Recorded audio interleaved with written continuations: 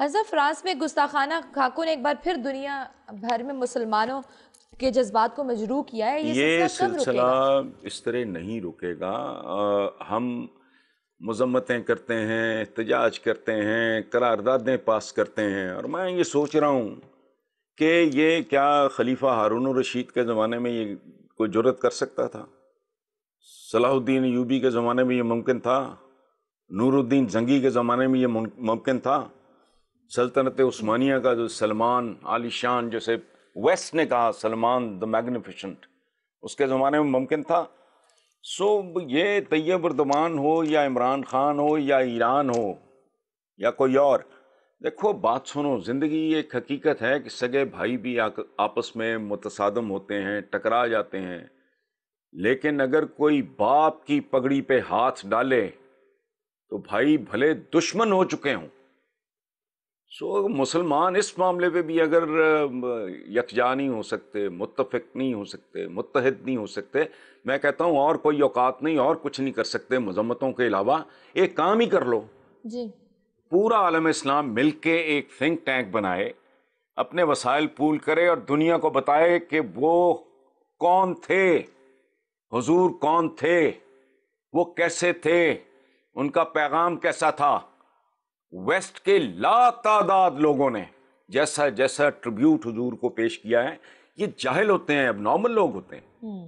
میں نے حوالہ دیا بھی پچھلے دنوں، کوئی 8-10 مہینے پہلے، پتہ نہیں کون سا کوئی یورپین ملک تھا، اس کے پارلیمنٹیرینز سے جو اسلام کے بارے میں ہم جیسے لوگوں کی حرکتیں دیکھ کے، بنیادی طور پہ ہم جیسے لوگوں کی بد کرداری دیکھ کے وہ اسلام کے بارے میں الٹی سیدھی ہانکا کرتے تھے. 2 بندے تھے، انہوں نے مل کے پھر فیصلہ کیا کہ ہم اسلام کے خلاف ایک کتاب لکھیں. انہوں نے اسلام کی کتاب قرآن پاک انہوں نے پڑھی، ان کے دماغ گھوم گئے. اس کے بعد انہوں نے کہا یار کتاب تو بہت زبردست ہے، اب ان کے پروفٹ کی زندگی کے بارے میں پڑھتے ہیں، شاید وہاں سے کوئی مٹیریل ملے. وہ پڑھا جب سیرت النبی، اس پہ کتابیں پڑھی، وہ دونوں مسلمان ہو گئے. ان کو تو گالیاں دیتے رہو، لیکن اپنا آپ بھی کو دیکھو نا. اس دنیا میں کیا کچھ نہیں بکتا. تو آپ کائنات کی حسین ترین، مکمل ترین جس پہ سینکڑوں ویسٹرن فلاسفرز نے ایسے ایسے ان کو خراج تحسین. اگلی بار مجھے یاد کرانا، میں list I'll read out the names. بالکل صحیح.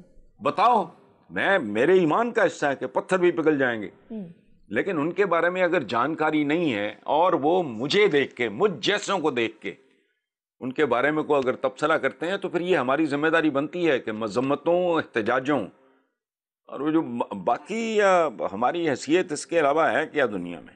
جی اور کچھ نہیں تو اپنے آقا کو انٹروڈیوس تو کرائیں ذرا پراپر طریقے سے، پھر دیکھیں کیا. اگر ہم ان کی ٹیچنگز کو میرا ایمان ہے بالکل نہیں ہو سکتا کوئی بندہ، برے سے برا انسان بھی، حضور کے بارے میں جانکاری ہو، سوال ہی نہیں پیدا ہوتا.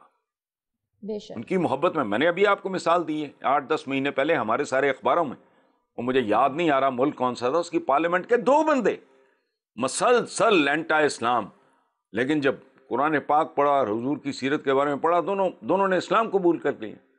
تو یہ اگر اتنے جوگے بھی نہیں ہیں، 50 کے قریب پلس مائنس مسلمان ملک، تو پھر بھگتو.